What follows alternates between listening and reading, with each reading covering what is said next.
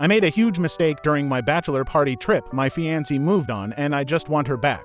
5 years ago, Walt, made a choice that completely derailed my life. At the time, I was a new architect at my firm, specializing in subdivisions. I had a long-term girlfriend, Emily, who had recently become my fiancée. We were planning a simple elopement to San Diego and both agreed to scratch off bucket list items instead of having traditional bachelor and bachelorette parties. Emily went cage diving with sharks in Florida, and I decided to fulfill my childhood dream of visiting Thailand. 6 months into our engagement, my best friend Jorge and I left for Thailand. For the first 3 days, we enjoyed beaches, temples, and a lot of drinking. On the third night, Jorge got extremely drunk, ruining our plans for a jungle excursion the next day. Determined not to miss out, I went alone and hired a local guide with a jeep who spoke English well, despite some shady vibes. The trip started well, but then local law enforcement showed up and found a large quantity of methamphetamine in the guide's jeep. To my horror, I realized I had been taken into Cambodia without my ID or passport.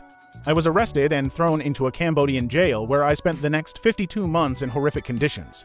During that time, I wasn't allowed to contact anyone, and I assumed my family and fiancé thought I was dead. After my release, I contacted the embassy, which helped me reach out to my family.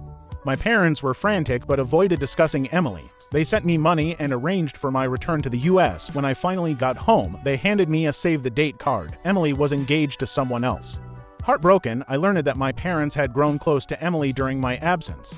They revealed that Emily's father had passed away and my dad was going to walk her down the aisle. The real shock came when they showed me a photo of a group, including Emily, her fiancé, my family, and a little boy. My mother then told me that the boy, named Paul Walter Ryan, was my son. Like and follow for more.